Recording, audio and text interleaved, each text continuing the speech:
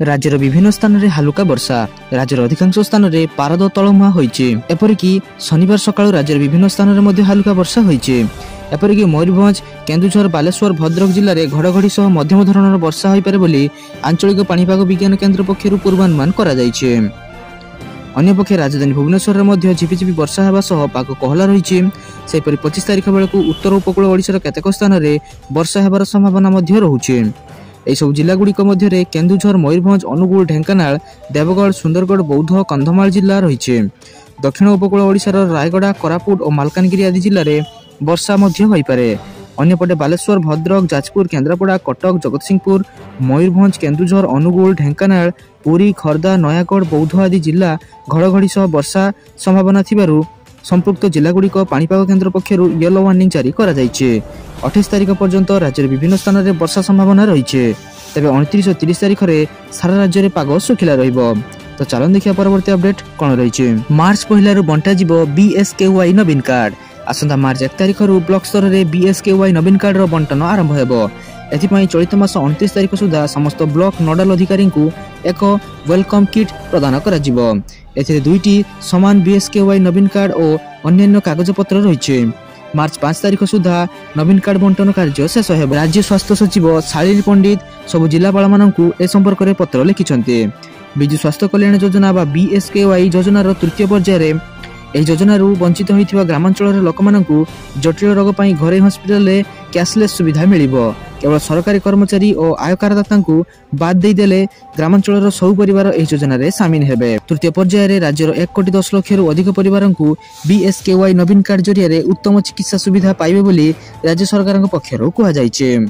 तो चलन देखिया परवर्ती अपडेट कौन रही। मार्च रे डीए सह मिसिके आसीबो एही भत्ता कर्मचारी खाता को आसीबो एतिकी दरमा। तो चलन देखि नवा संपूर्ण अपडेट टी कौन रही। कर्मचारी खुशी खबर कहले न सरे। आसंता मासरे डीए सह मिसिके आसीबो आउ एक बड़ भत्ता।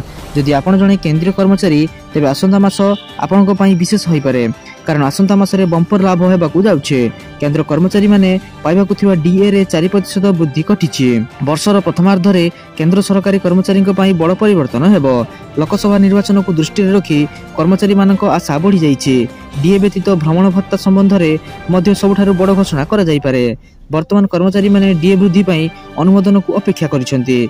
मार्च मासरे केंद्र कैबिनेट एहाकू अनुमोदन करि पारे, परे एहा अन्य भत्तार मध्य वृद्धि घटिबो। सर्वप्रथमे केंद्रीय कर्मचारी डीए वृद्धि निश्चित हेबो। मार्च 2024 रे एहाकू सरकार अनुमोदन करिवे। जुलाई रु सेप्टेम्बर 2023 पर्यंत एआईसीपीआई सूचकांक संख्या निश्चित करिछि जे केंद्रीय कर्मचारी माने 50% डीए पाइबे। डीए रे 4% बढ़ी पारे। वर्तमान प्रযোज्य डीए हार 46% रहिछि। कर्मचारी भ्रमण भत्ता सबुठारु गुरुत्वपूर्ण। डीए पर भ्रमण भत्तार मध्य एक बड़ वृद्धि घटी पारे।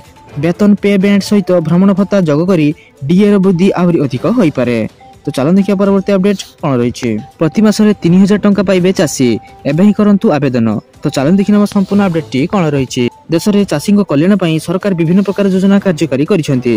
एही तालिका रे प्रधानमंत्री किसान सम्मान निधि, किसान समृद्धि केंद्र, किसान क्रेडिट कार्ड और प्रधानमंत्री कृषि सिंचाई भली योजना शामिल रही। एही योजना माध्यम बिहन जमी को जलसेचन ठारू आरंभ करी ऋण जोगाई देउछंती उभय केंद्र और राज्य सरकार। केंद्र अधीन रे कार्यकारी होइथिबा एही योजना माध्यम रे परिणत बयसर चाषी मानकु मासिक पेंशन जोगाई देबे सरकार, जहाद्वारा वृद्धावस्था से आर्थिक संकट दे गति करने को पड़ो ना। यह योजना रे शामिल होगा पर निर्दिष्ट बयस सीमा धार्य कर 18 रु 40 वर्ष वयस्क चाषी यह योजना रे शामिल हो पारे।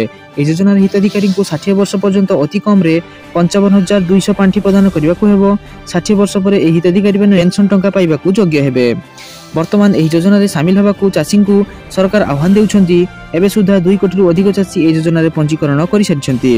यह योजना रे चाषी को मासिक 3000 टंका प्रदान करा जिवो। जदि हिताधिकारी मृत्यु हुए तेबे 50% फैमिली पेंशन मध्य प्रदान करा जिवो। प्रधानमंत्री किसान मानधन योजना केवल क्षुद्र और ग्रामांचल चाषी उद्दिष्ट रही। सहरांचल रे चाष जमी थिबा चाषी एही योजना रे निजको अंतर्भुक्त करि परिबे नाही। एही योजना रे जदि जणे मासिक 100 टंका जमा करिवे तेबे सरकार सेतिरे आउ 100 टंका जमा करिवे। एभली भाबरे जते टंका चाषी प्रदान करिवे सरकार मध्य सेतिके टंका प्रदान करिवे। पेंशन पाई एबे प्रधानमंत्री किसान मानधन योजना रो विकल्प चयन करूछंती चाषी। तो आपण माने शीघ्र जाई आपण निकटस्थ सीएससी बा जनसेवा केंद्र रे जाई एहाको आवेदन मध्य करि परिबे। तो चलन देखिया परवर्ती अपडेट कोन रहिछि। कृषक आंदोलन मध्य केंद्र सरकार बड़ घोषणा कोटी कोटी कृषकों खाता को आसब अर्थ। तो चलन देखिए संपूर्ण अपडेट टी कौन रही। सर्वनिम्न सहायता मूल्य सहित अन्य दाबी को नहीं कृषक माने पंजाब हरियाणा सीमार गत 11 दिन है विक्षोभ प्रदर्शन कर आंदोलन समय किसी कृषक और पुलिस कर्मी मृत्यु घटी। मृतक कृषकों परिवार पंजाब सरकार 1 कोटी सहित सरकारी चाकरी घोषणा करथिबा बेले कृषकों ऋणर सुध और पेनाल्टी छाड़ करने को घोषणा कर हरियाणा सरकार। तेबे यह मध्य कृषकों आसी पुणी एक खुशी खबर। गरीब कृषकों आय वृद्धि उद्देश्य प्रधानमंत्री नरेंद्र मोदी आरंभ कर पीएम किसान सम्मान निधि योजना को नहीं आसी एक बड़ अपडेट। यह योजना कृषकों को वार्षिक 2000 लेखाएं 3टी किस्ती में मोट 6000 टंका राशि मिलता है। गोटे पटे कृषक आंदोलन चलता बेले अन्यपटे सरकार कृषकों अकाउंट को केबे अर्थ ट्रांसफर करेंगे तार तारीख घोषणा कर चलित मास 28 तारीख में यह योजनार अर्थ कृषकों निकट को पठाଯିବ ବୋଲି कुहाଯାଇଛି। तो चलो देखिए परवर्ती अपडेट कौन रही। आसिला पुणी एक रिपोर्ट 40,000 रु अधिक नुआ युवक युवती को नियुक्ति देवे आईटी सेक्टर। तो चलो देखिए संपूर्ण अपडेट टी कौन रही। समस्त फ्रेशरों आसी एक बड़ खुशी खबर। आईटी सेक्टर में पुणी आरंभ हो नियुक्ति प्रक्रिया। आगामी 6 मास मध्य 40,000 रु अधिक नुआ युवकों को चाकरी प्रदान कर गत वर्ष तुलन में यार हार सामान्य कमी। विश्व स्तर में आईटी सेवार चाहिदा बढ़िया संगे संगे नियुक्ति वृद्धि पाइब बोली मेंट पक्षर प्रकाशित एक रिपोर्ट रे कुहाଯାଇଛି। गत किछि मास मध्य आईटी क्षेत्र में नुआ नियुक्ति हार नैराश्यजनक रही। गत 2023 रे भारतर टॉप आईटी कंपनी कर्मचारी संख्या पाखापाखि 65,000 ह्रास घटी। 2022 मसीहा डिसेम्बर मास अपेक्षा 2023 मसीहा डिसेम्बर रे एही सेक्टर में नुआ नियुक्ति संख्या 21% वृद्धि घटी। आईटी सेवार चाहिदा ह्रास पाइबा फल आईटी कंपनी माने नुआ नियुक्ति करनथिले। एही सेवार चाहिदा बढ़िले नियुक्ति मध्य बढ़ियो बोली कुहाଯାଇଛି। सूचनायोग्य जे आईटी सेक्टर में 40,000 रु अधिक फ्रेशरों को नियुक्ति नहीं एक सप्ताह तले नियुक्ति फार्म टीम लीज डिजिटल पक्षर एक रिपोर्ट प्रकाशित होइथिला। तो सारा दिन रहीपरि पछा पछा और गुरुत्वपूर्ण खबर जानिया आम चैनल को सब्सक्राइब कर रखंतु और आम वीडियो को गोटे लाइक कर दियंतु। धन्यवाद।